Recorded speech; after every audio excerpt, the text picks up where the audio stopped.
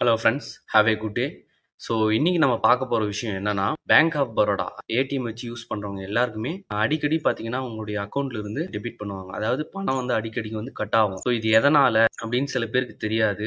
Bank சைடில் போய் கேட்டால் இந்த சார்ஜ் அந்த சார்ஜ்னு ஏதாவது சொல்லி மழுப்பி அனுப்பிடுவாங்க. அப்படி இல்லைன்னா அவங்க வந்து ரூல்ஸ் படி சார்ஜஸ் பண்ணாலுமே அது எதுக்காக அப்படிங்கிறது வந்து நமக்கு கிளியராக தெரியாது இல்லைங்களா? பேங்க் சைட்ல இருந்து ஒவ்வொரு சார்ஜஸ்க்கும் என்னென்ன ரீசன்ஸ் அப்படிங்கிறது வந்து விளக்கமாக நம்ம இந்த வீடியோவில் வந்து பார்க்கலாம்.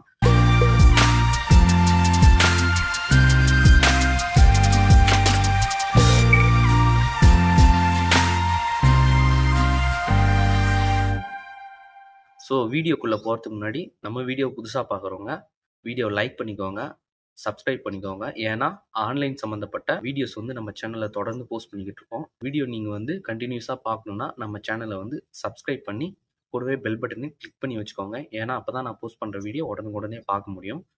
இந்த வீடியோ ஸ்கிப் பண்ணாமல் ஃபுல்லாக பாருங்கள். வாங்க ஃப்ரெண்ட்ஸ், வீடியோக்குள்ளே போயிடலாம்.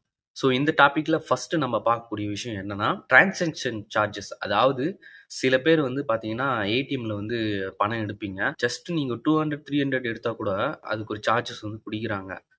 நிறைய பேர் வந்து பேங்க்ல போய் நீங்கள் வந்து கிளாரிஃபிகேஷன் இல்லாமல் வந்து அவங்கள வந்து கொஞ்சம் கராராக பேசலாம். அவங்களும் பார்த்தீங்கன்னா உங்களுக்கு வந்து கிளியராக சொல்ல முடியாத ஒரு சுச்சுவேஷனில் பிஸியாக கூட இருக்கலாம். இந்த மாதிரி நாம் தெரியாமல் பண்ணுற சில மிஸ்டேக்ஸால் ஏடிஎம்ல அடிக்கடி கட் ஆகக்கூடிய சார்ஜஸ் பார்த்தீங்கன்னா டிரான்சாக்ஷன் சார்ஜஸ் அப்படின்னு சொல்லுவாங்க. உங்களுக்கு வந்து இந்த டிரான்சாக்ஷன் வந்து நீங்கள் வந்து பணம் கட் ஆகக்கூடாது, அடிக்கடிக்கு எனக்கு வந்து சார்ஜஸ் ஆகக்கூடாதுன்னு நினச்சிங்கன்னா, நீங்கள் பண்ணக்கூடிய ஒரு விஷயம் என்னென்னா, நீங்கள் எந்த ஏடிஎம், அதாவது எந்த பேங்க்குடைய ஏடிஎம் வச்சுருந்தாலும் சரி, நீங்கள் அந்த பேங்க் சம்மந்தப்பட்ட ஏடிஎம்ல எடுத்தாலும் சரி, அதர் பேங்க்கில் எடுத்தாலும் சரி, நீங்கள் வந்து ஒரு மாதத்தில் 4 முறையிலேருந்து 5 முறைக்குள்ள, அதாவது சில பேங்க்ல 3 டைம்ஸ் கொடுத்துருப்பாங்க, சில பேங்க்ஸில் 4 டைம்ஸ் கொடுத்துருப்பாங்க, சில பேங்க்ல 5 டைம்ஸ் கொடுத்துருவாங்க. மினிமம் 3 டைம்ஸ்லேருந்து 5 டைம்ஸ்க்குள்ளே ஃப்ரீயாக வந்து நீங்கள் வந்து உங்களுடைய பணத்தை எடுத்துக்கலாம். எனக்கு வந்து பேங்க் ஆஃப் பரோடாவில் 5 முறை வந்து ஃப்ரீயாக எடுத்துக்கலாம் அப்படின்னு வந்து கொடுத்துருக்காங்க. அவங்கவுங்க அக்கௌண்ட்டுக்கு குறைஞ்சது 3 முறையிலேருந்து 5 முறைக்குள்ளே வந்து ஃப்ரீயாக கொடுத்துருப்பாங்க. அதாவது 1 மந்தில் 5 டைம்ஸ் தான் வந்து ஃப்ரீயாக எடுக்க முடியும். நீங்கள் வந்து அடிக்கடி ஏடிஎம்மில் போய் எடுக்கிறதுனால என்ன ஆகுதுன்னா, நீங்கள் 5வது வாட்டி அப்படி இல்லைன்னா உங்கள் பேங்க் சைட்லேருந்து கொடுத்துருக்கக்கூடிய ஃப்ரீ டிரான்சாக்ஷன் அதுக்கு மேலே நீங்கள் யூஸ் பண்ணும் போது என்ன ஆகுதுன்னா சார்ஜஸ் பிடிக்கிறாங்க. அது வந்து அந்தந்த பேங்க் அண்ட் ஏடிஎம்ல பொறுத்து சார்ஜஸ் வந்து வேரியேஷன் ஆகும். இந்த மாதிரி பேங்க் ஆஃப் பரோடாவில் நீங்கள் குறிப்பிட்ட ஃப்ரீ டிரான்சாக்ஷனை வந்து ஓவர்டேக் பண்ணிட்டீங்கன்னா அதுக்கு ஒவ்வொரு டிரான்சாக்ஷனுக்கும் பிடிக்கக்கூடிய சார்ஜஸ் எவ்வளோன்னு பார்த்தீங்கன்னா 11.80 rupees, அதாவது 11 ரூபா 80 காசு வந்து பிடிக்கிறாங்க. ஆனால் என்னுடைய சொந்த அனுபவத்தில் பார்த்தீங்கன்னா எனக்கு வந்து 23 rupees 60 பைசா வந்து பிடிக்கிறாங்க. இந்த சார்ஜஸ் வந்து உங்களுக்கு வந்து எஸ்எம்எஸ்லேயே வந்துடும். என்னன்னா BSBD WDL TXN charges CHG அப்படின்ற மாதிரி ஒரு மெசேஜில் வந்து மென்ஷன் பண்ணி 23 rupees 6 பைசா சார்ஜஸ் அப்படின்ற மாதிரி எஸ்எம்எஸ்ல வந்து வந்துடும். இது தவிர்த்து வேற ஒரு ஏடிஎம் வேற ஒரு பேங்க்ல வந்து யூஸ் பண்றவங்களுக்கெல்லாம் அக்யூரேட்டா எவ்வளவு பிடிக்கிறாங்கிறது வந்து தெரிஞ்சுக்கணும்னு நினைச்சீங்கன்னா அது வந்து உங்களுடைய ஏடிஎம் என்ன, உங்களுடைய பேங்க் என்னங்கிறத வந்து கமெண்ட்ல சொல்லுங்க. அதுக்கான டீட்டெயில்ஸ் வந்து நான் கிளியரா ஒரு வீடியோ மேக் பண்ணி உங்களுக்காக நான் போஸ்ட் பண்றேன். இன்னொன்று பார்த்தீங்கன்னா நீங்க பேலன்ஸ் செக் பண்ணுவீங்க. ஒரு மாசத்துல 5 வாட்டிக்கு மேல நீங்க பேலன்ஸ் செக் பண்ணாலும் சரி, பணம் எடுத்தாலும் சரி, அதுக்கப்புறம் பார்த்தீங்கன்னா பணம் எடுக்காம வெறும் மினி ஸ்டேட்மெண்ட்டுக்கு மட்டுமே 5 rupees and 90 பைசா, அதாவது 5 ரூபா 90 பைசா வந்து பிடிப்பாங்கங்கிற மாதிரி சொல்லியிருக்காங்க. தேர்ட் ஒன் பார்த்தீங்கன்னா எஸ்எம்எஸ் சார்ஜஸ். நீங்கள் பணம் எடுத்ததும் உங்கள் மொபைலுக்கு வந்து ஒரு எஸ்எம்எஸ் வரும், பேலன்ஸ் அவைலபிள் பேலன்ஸ் என்ன, எவ்வளோ எடுத்திருக்கீங்க, எவ்வளோ பேலன்ஸ் இருக்குதுன்ற மாதிரி. இந்த மாதிரி எஸ்எம்எஸ் சார்ஜஸ் கூட வந்து பிடிக்கிறாங்க. அதுக்கான சார்ஜஸ் பார்த்தீங்கன்னா ஒரு எஸ்எம்எஸ்க்கு 20 பைசா அப்படிங்கிறது வந்து சொல்லியிருக்காங்க. சம் பேங்க்ஸ் வந்து உடனே பிடிப்பாங்க. சில பேங்க்ல பார்த்தீங்கன்னா மந்த்லி ஒன்ஸ் வந்து பிடிச்சிருவாங்க.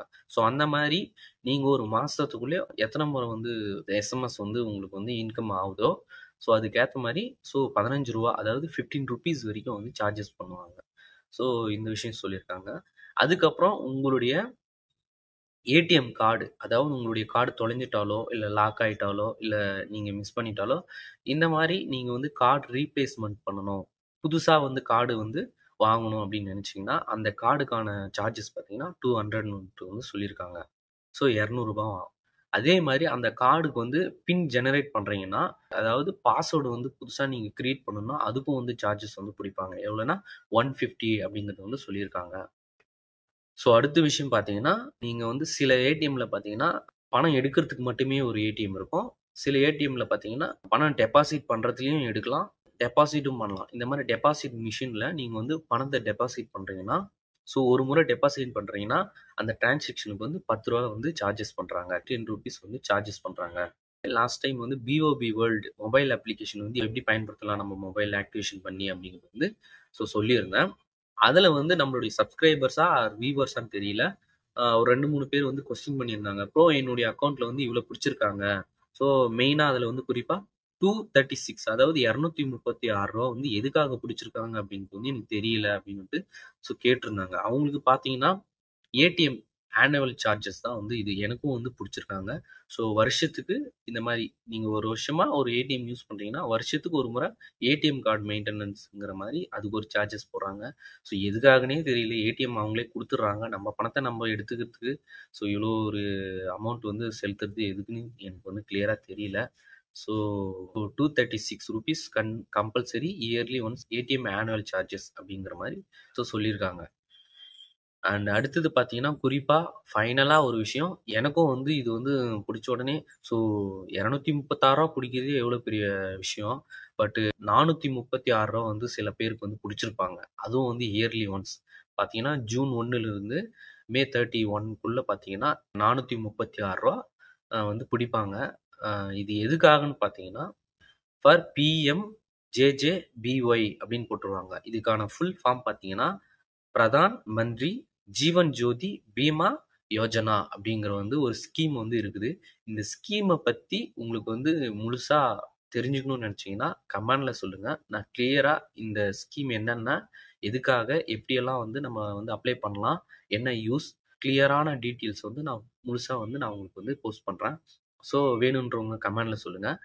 பட் இந்த ரூ. 436 பிரதமர் மந்திரி ஜீவ ஜோதி பீமா யோஜனா இந்த ஸ்கீமுக்கான ரூ. 436 எதுக்காக பிடிக்கிறாங்கன்னு நான் ஷார்ட்டா சொல்லிடுறேன். என்னன்னா, இது வந்து லைஃப் இன்சூரன்ஸ்ங்க. அதாவது ஆயுள் காப்பீடு திட்டங்கிற மாரி பிரதமர் மந்திரி வந்து காமனா பொதுவான மக்களுக்கும் வந்து இந்த ஒரு ஸ்கீம் வந்து கிடைக்கணும் அப்படிங்கிற ஒரு நல்ல நோக்கத்துல தான் வந்து கொண்டு வந்திருக்காங்க. பட் இது வந்து பேங்க் சைடுல கூட மத்தவங்களுக்கு வந்து கிளியரா வந்து சொல்றாங்களான்னு தெரியல. பட் எனக்கு வந்து பேங்க் ஆஃப் பரோடால இயர்லி ஒன்ஸ் அதாவது 2 முறை வந்து புடிச்சிருக்காங்க. ஃபர்ஸ்ட் டைம் அக்கவுண்ட் ஓப்பன் பண்ணி ஒரு 3 மந்த் பீரியட்ல வந்து எனக்கு வந்து புடிச்சிருந்தாங்க. திரும்பவும் 1 இயர் ஆஃப்டர் கரெக்ட்டா ரூ.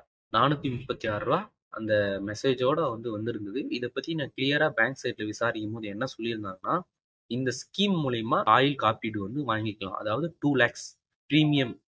பிரீமியம் இன்னும் நெறைய விஷயங்கள் வந்து இருக்குது. நம்மளுக்கு வந்து பேசிக்கா ஸ்டார்ட்டிங் ஸ்கீம் பார்த்தீங்கன்னா, பிரீமியம் அப்படின்னு சொல்லி இந்த ரூ. 436 ஸ்கீம் வந்து இருக்குது. வருஷத்துக்கு ஒரு முறை பிடிப்பாங்க. இதுக்கான கிளாரிஃபிகேஷன் வந்து எனக்கு பேங்க் சைட்ல என்னன்னு சொல்லியிருந்தாங்கன்னா, நீங்க ஒரு சேவிங் அக்கவுண்ட் வச்சிருக்கீங்கன்னா, அதுல இந்த ஸ்கீம் வந்து உங்களுக்கு வந்து ஆட்டோமேட்டிக்கா உங்களுக்கு கட் ஆகுதுன்னா, நீங்க உங்கள வந்து அந்த ஸ்கீம்ல வந்து பேங்க் சைட்லேருந்தே ரெஃபர் பண்ணி ஜாயின் பண்ணியிருக்காங்க அப்படிங்கிறத வந்து நீங்க புரிஞ்சுக்கலாம். நீங்க இன்னும் தெளிவா கேட்கணும்னா, அங்க பேங்க்ல நீங்க கான்டாக்ட் பண்ணி நீங்க கேட்டீங்கன்னா, அதுக்கான கிளியரிஃபிகேஷன் குடுத்துருவாங்க. இந்த விஷயம் பார்த்தீங்கன்னா, நீங்க அதுல இணைஞ்சு 45 நாளுக்கு அப்புறம் தான் வந்து நீங்க வந்து இந்த ஸ்கீம வந்து பயன்படுத்திக்க முடியும். இன்னும் கிளியரா சொல்லணும்னா, 18 வயசுலருந்து 50 வயசுக்குள்ள இந்த திட்டத்துல வந்து இணைஞ்சுக்கலாம். அப்படி இணைஞ்சவங்க ஒரு விபத்துலயோ, இல்ல எந்த வகையான ஒரு உயிர் இழப்பா இருந்தாலும் சரி, நீங்க உங்க ஃபேமிலில யார கார்டியனா குடுத்துருக்கீங்களோ, அவங்க இந்த பணத்த வந்து பயன்படுத்திக்கலாம். அதாவது ஒரு எக்ஸாம்பிளுக்கு சொல்றேன்.